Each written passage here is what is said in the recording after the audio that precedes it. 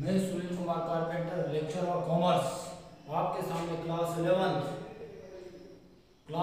11th subject accountancy, chapter first introduction of accounting का topic limitation of accounting लेकर प्रस्तुत हूं।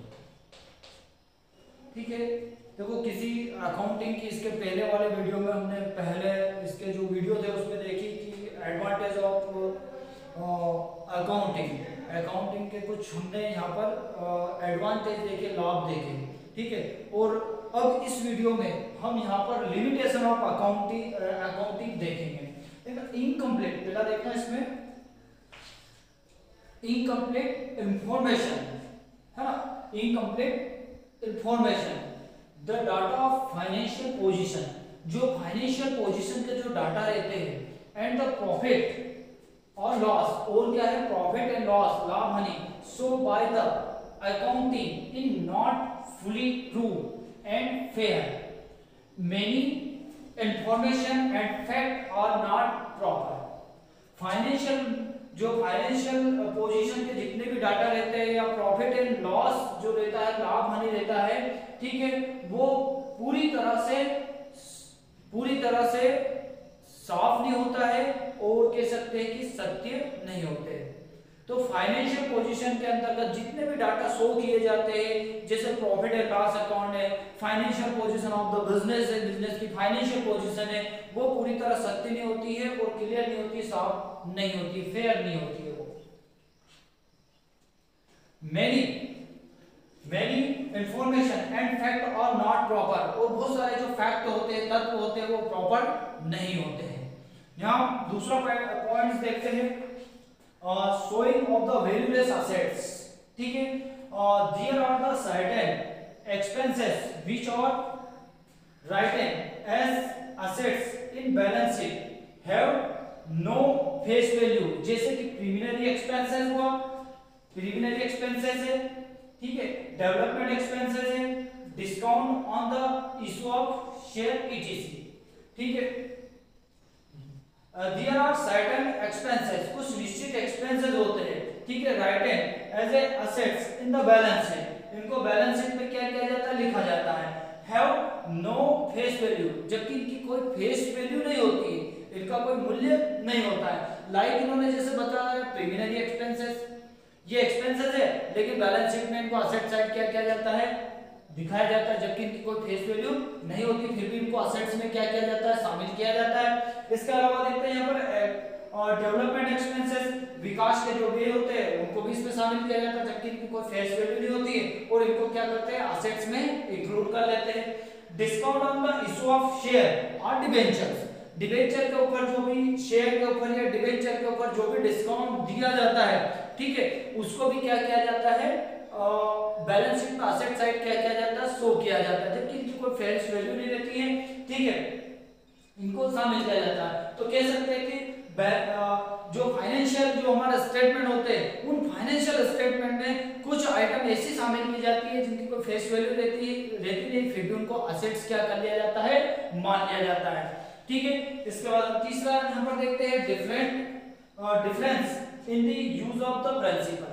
ठीक है, अकाउंटिंग के जितने भी प्रिंसिपल है वो उनका जो उपयोग है वो अलग अलग तरीके से किया जाता है। एट डिफरेंट प्लेस, अलग अलग स्थानों पर डिफरेंट अकाउंटिंग जो प्रिंसिपल है उनको यूज किया जाता है ना। A different place different accounting principle are adopted, अलग अलग स्थानों पर क्या किया जाता है, अलग अलग जो अकाउंटिंग के प्रिंसिपल है उनको अडॉप्ट किया जाता है, यूज किया जाता है, उपयोग किया जाता है। This brings differences in the financial statement, तो ये जो डिफरेंस है ये फाइनेंशियल स्टेटमेंट में भी डिफरेंस ला देता है। अलग अलग प्रिंसिपल, आप जो अकाउंटिंग के प्रिंसिपल है अलग अलग यूज करोगे तो जो फाइनेंशियल रिजल्ट आ जाएगा वो भी क्या हो जाएगा, डिफरेंस हो जाएगा, उनमें उसमें भी डिफरेंस आ जाएगा, वो भी क्या हो जाएगा, अलग हो जाएगा। ठीक है, अगला हम यहाँ पे देखते हैं disclose only monetary fact, accounting disclose only those information which can be expressed in the term of money, मतलब अकाउंटिंग के अंतर्गत ऐसी चीजों को लिया जाता है जिसको मनी में अपन क्या कर सकते हैं, पैसे में उसको मुद्रा में उसका क्या कर सकते हैं, प्रस्तुत कर सकते हैं। ऐसी चीजों को लिया जाता है। जैसे परचेज ऑफ फर्नीचर, कितने का परचेज फर्नीचर किया है उसका मूल्य लिख दिया जाएगा। लेकिन कुछ ऐसी भी चीजें होती है जिसका बिजनेस पर फर्क पड़ता है, उनका मुद्रा में वैल्यूएशन नहीं किया जाता, मनी में उनका वैल्यूएशन नहीं किया जाता है। Term of money, information that can not be expressed in the money और इग्नोर, जिनको मनी में मुद्रा में व्यक्त नहीं किया जा सकता, ऐसी चीजों को प्रस्तुत नहीं किया जा सकता, ऐसी चीजों को क्या कर दिया जाता है, इग्नोर कर दिया जाता है। तो इसमें केवल ऐसी आइटम्स को लिया जाता है जिसको अपन मुद्रा में मनी में उनका वैल्यूएशन कर सकते हैं, जिनका मुद्रा में वैल्यूएशन नहीं किया जा सकता उनको क्या कर दिया जाता है, एक्सप्रेस, उनको क्या कर दिया जाता है, छोड़ दिया जाता है, उनको इग्नोर कर दिया जाता है। जैसे इफिशिएंसी ऑफ द मैनेजर की कार्यकुशलता है ना, हमारा जो मैनेजर है वो ईमानदार है, सत्यनिष्ठ है, समय पे आता है, समय पे अपने काम करता है। तो इन क्वालिटीज जो होती है व्यक्ति में, इन चीजों का भी बिजनेस के ऊपर फर्क पड़ता है। लेकिन जो अकाउंटिंग है इन चीजों को वो एडॉप्ट नहीं करता, इनको नहीं लेता है ना। यहाँ पे हम लास्ट वाला देखते हैं 5th नंबर का, इसमें है effect of the price level changes. ठीक है, जो प्राइस लेवल है वो चेंजेस होते रहते हैं। ठीक है, इस ईयर में जितनी भी जो कह सकते हैं कि जितनी भी वस्तुएं थी, जितनी भी आइटम्स वगैरह थी, उनके रेट क्या है, और आने वाले सालों में उनके रेट क्या हो जाएंगे, बदल दिए जाएंगे। और जितनी भी असेट्स है, लायबिलिटीज है, जितनी भी सब चीजें, सबके जो कह सकते हैं गुड्स वगैरह है, फर्नीचर है, मशीनरीज वगैरह है, जितनी भी असेट्स वगैरह है, इन सबके चेंजेस आने वाले ईयर में क्या हो जाएंगे, चेंजेस हो जाएंगे, बदल जाएंगे। तो ये पॉइंट किसी को इंडिकेट करता है ना। Effect of the price level changes, price of the commodities changes with the changing item, changing time. ठीक है, प्राइस ऑफ द कमोडिटीज, जो वस्तु है उनके मूल्यों में क्या होता रहता है, चेंजेस होता रहता है। और टाइम में भी टाइम चेंजेस होने के कारण वस्तुओं का जो मूल्य है उनमें भी क्या होता रहता है, चेंजेस होता रहता है।